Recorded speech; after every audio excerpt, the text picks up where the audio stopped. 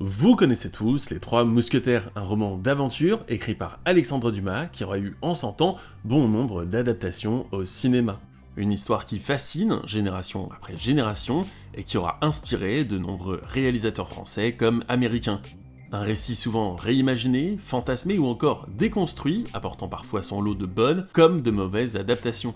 A l'occasion de la sortie cette semaine du dernier film en date nommé Les Trois Mousquetaires d'Artagnan, premier volet d'un diptyque qui se conclura en décembre de la même année, je me suis dit que c'était l'occasion de creuser et découvrir ensemble les secrets, les anecdotes et l'histoire autour de la production du deuxième film français le plus cher de l'année 2023. Alors si vous n'êtes pas forcément un expert en Alexandre Dumas et de ses romans, laissez-moi vous faire un petit récapitulatif de tout ce que vous devez savoir avant de regarder cette vidéo. Si aujourd'hui Alexandre Dumas est considéré comme l'un des plus grands écrivains français de tous les temps, voire même l'un des pionniers de la littérature historique, ce n'était clairement pas le cas à l'époque de son vivant. Alexandre Dumas, il va voir le jour dans l'Aisne en 1802 dans un contexte assez particulier.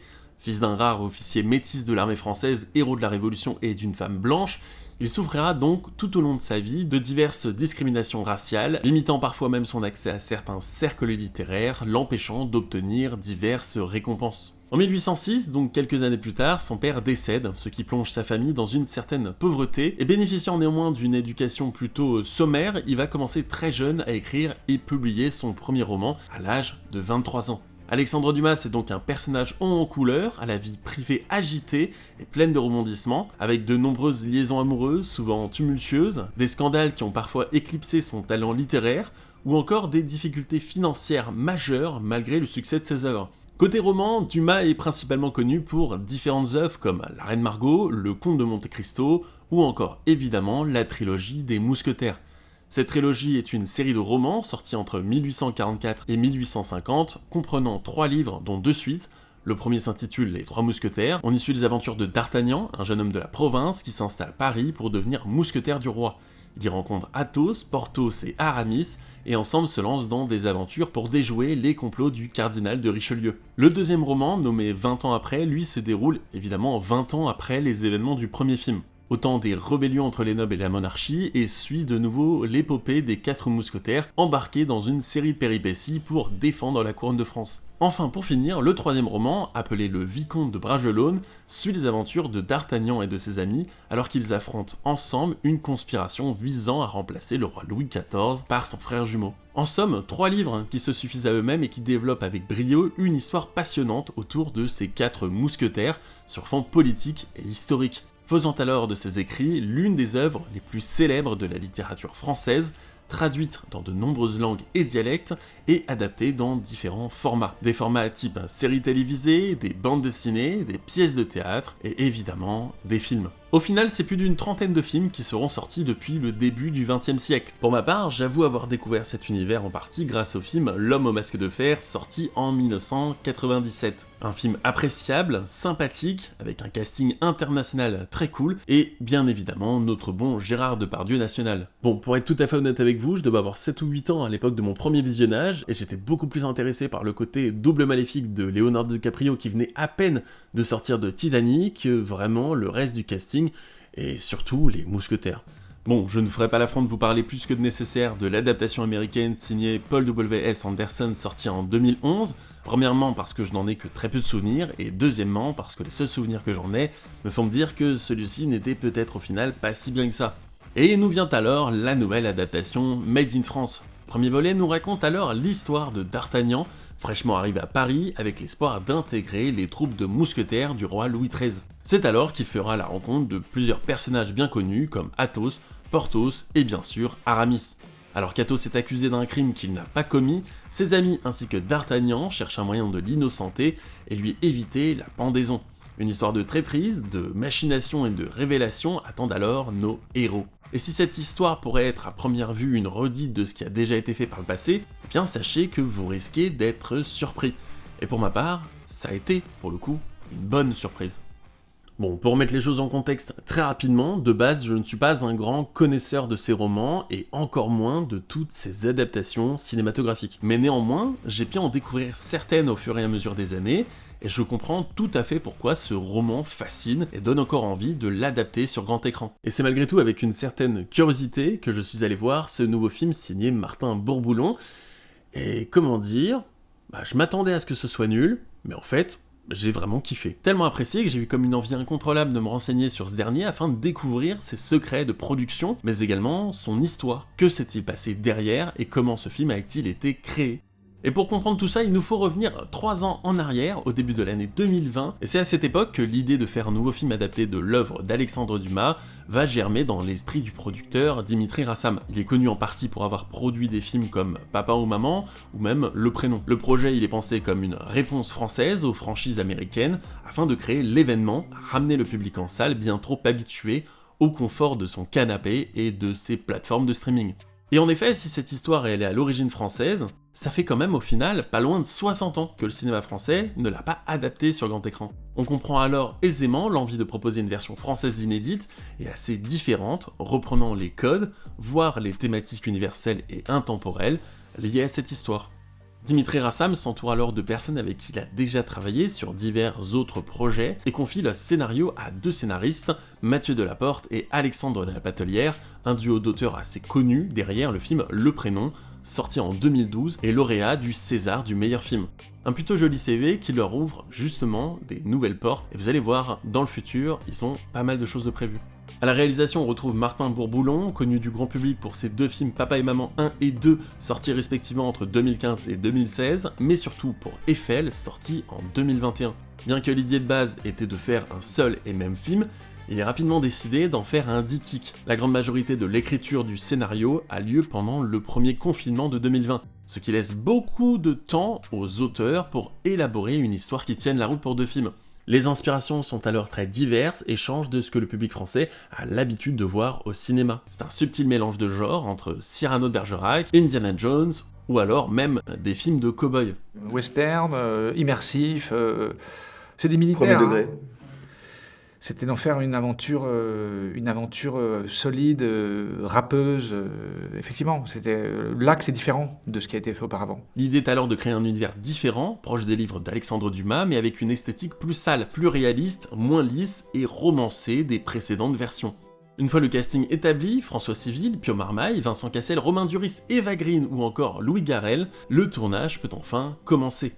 Un tournage et un film estimé à plus de 72 millions d'euros pour 2 films qui rasent de très très près le dernier film de Guillaume Canet, Astérix Obélix, l'Empire du Milieu, et c'est 65 millions d'euros pour un seul film.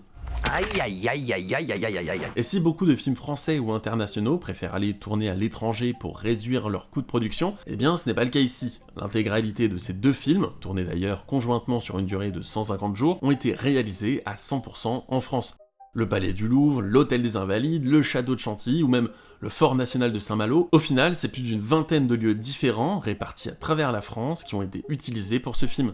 Et si j'insiste sur ce point, c'est en grande partie dû à la communication autour de ce métrage. Une communication coup de poing qui n'hésite pas à rappeler que les fonds alloués à ce film ont été utilisés à bon escient et surtout en France. Comme vous le savez peut-être, le secteur du cinéma et de l'audiovisuel a grandement souffert de l'indifférence de l'État pendant la crise du Covid. J'ai comme non essentiel des centaines de cinémas ainsi que des productions françaises sur juste stopper d'un coup. C'est donc aux côtés de Logical Pictures, un distributeur de films et de séries à l'international, que Pathé a trouvé la solution. Désormais et jusqu'en 2024, et ça pourrait peut-être aller plus loin, Pathé dispose d'un fonds d'investissement privé qui leur permet alors de produire des blockbusters français sans aucune aide du CNC ou même de l'État.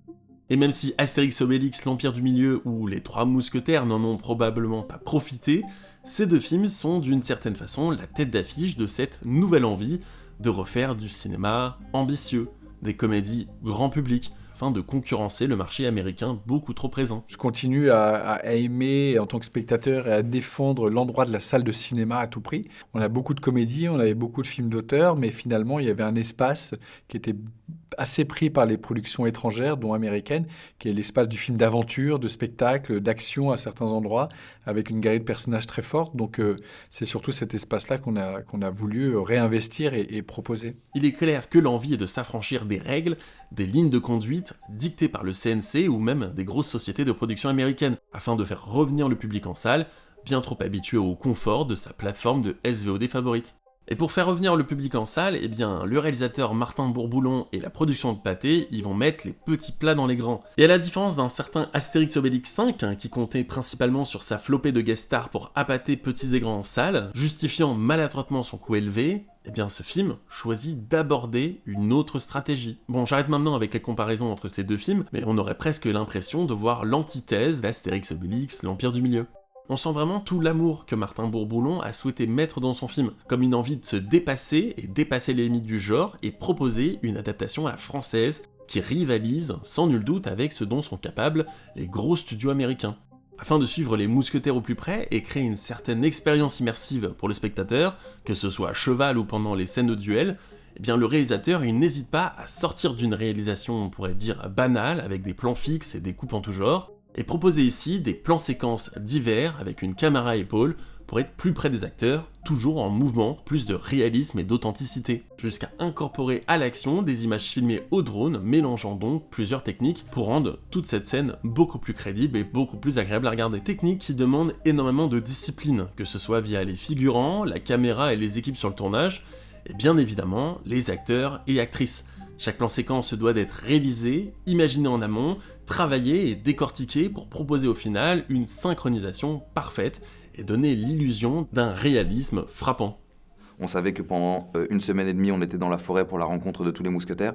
Et donc c'est des choses dont on parlait déjà depuis des mois et des mois, qu'on a répété dans des gymnases, d'abord en jogging avec des bouts de bois, puis ensuite avec les épées, puis ensuite en costume, puis ensuite sur le décor. Donc c'est plein de marches pour arriver un jour sur le plateau avec, comme dit Vincent, tous pour un pour tous. Mais comme d'autres productions internationales, type Birdman ou 1917, pour ne citer que, qui utilisent également ce procédé, eh bien les Trois Mousquetaires se retrouvent lui aussi limités par la complexité d'une telle entreprise. Et en fait, en réalité, même si à l'image, le duel dans la forêt au début du film a l'air de durer 3-4 minutes, c'est en fait 4 ou 5 plans de 50 secondes, raccordés numériquement ou par une pirouette de montage, qui donnent l'impression d'un seul et même plan. Une technique de plus en plus utilisée au cinéma, mais également dans les séries.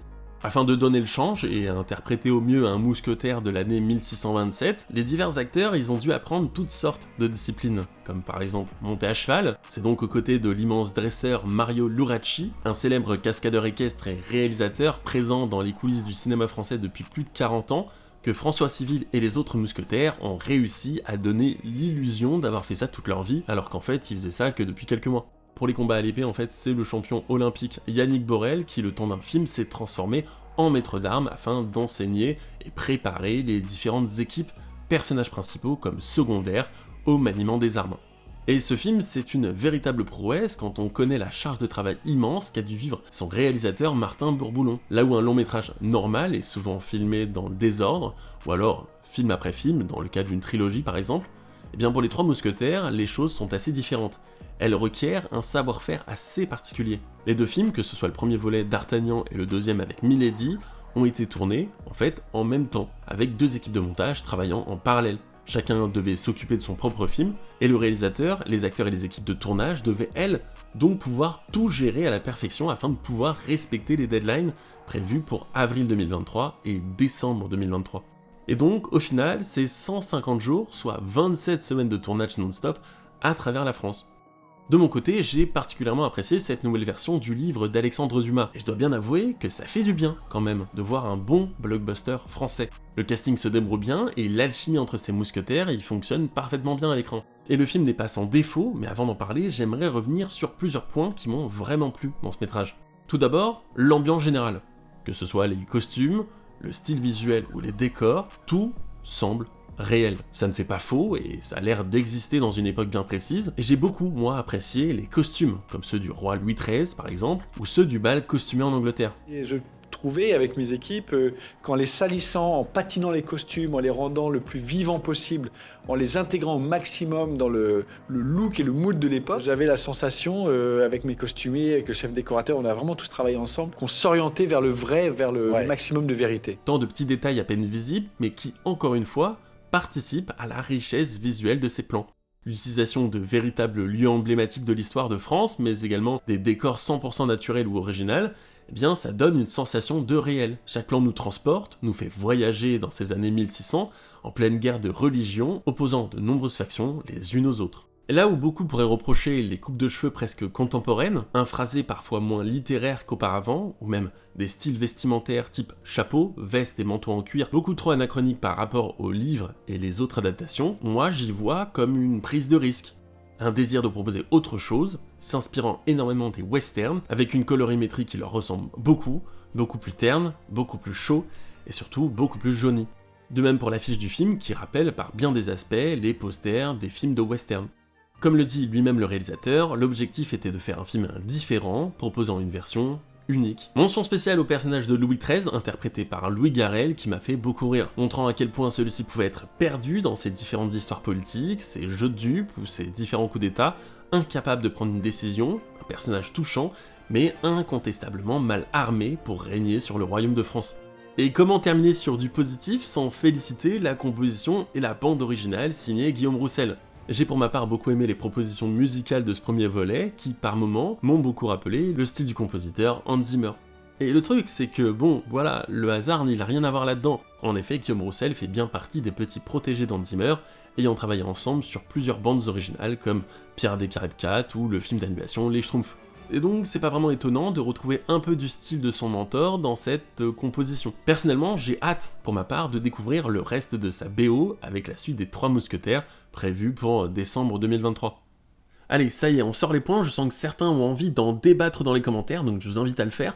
On va enfin parler des points négatifs. Et si de mon côté, j'en ai relevé que 2 ou 3, et qui sont minimes, il faut quand même que je vous en parle. Premièrement, il faut dire les choses, il est vrai que le film est parfois très sombre, terne, rendant parfois certaines scènes de nuit peu compréhensibles, et même si je comprends la volonté artistique de choix, c'est sûrement pour marquer et montrer la part d'ombre des antagonistes, une façon peut-être même de raconter quelque chose sans forcément l'expliquer directement à l'image, ou même peut-être encore montrer le côté plus sale et poussiéreux de cette époque, je regrette certaines incompréhensions face aux événements à l'image. Et pour rester dans l'incompréhension visuelle, certaines scènes, lors des plans séquences et en plan serré, pour être plus près des acteurs, on a du mal un peu à comprendre ce qui se passe, ce qu'on est censé voir, ou même juste ce qu'on est simplement censé regarder. Et malgré tout, même si on essaye, ça nous sort un peu du film quand même. Pour finir, je trouve la romance entre D'Artagnan et Constance Bonacieux, sous les traits donc de Lina Coudry, plutôt expéditive, sans parler évidemment de la dernière scène qui se termine beaucoup trop rapidement et que l'on voit arriver à des kilomètres.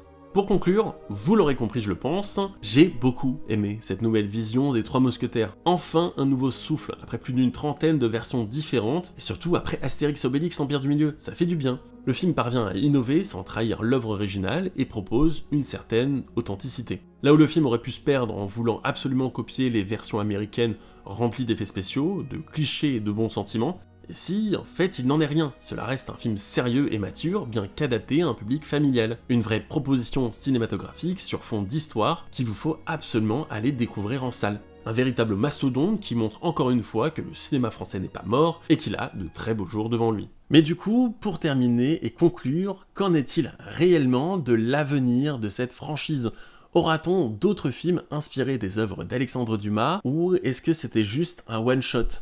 Et la réponse, en fait, c'est oui et non, et ça dépend principalement du succès de ces 2 films, D'Artagnan et Milady. Mais si vous pensiez que Pathé et Chapter 2, la société de production, allaient gentiment s'arrêter avec ces 2 films, eh bien vous faites erreur. Les 2 scénaristes, Alexandre de la Batelière et Mathieu Delaporte, bossent déjà activement sur le scénario et à la réalisation de leur prochain film adapté des œuvres d'Alexandre Dumas. Il s'agit de Le Comte de Monte Cristo, un film déjà en préparation qui devrait sortir d'ici 2024 avec Pierre Ninet en tête d'affiche, une grosse annonce qui démontre encore une fois l'envie de Pathé de faire des blockbusters à la française qui donne envie de se déplacer en salle et qui peut facilement s'exporter à l'international.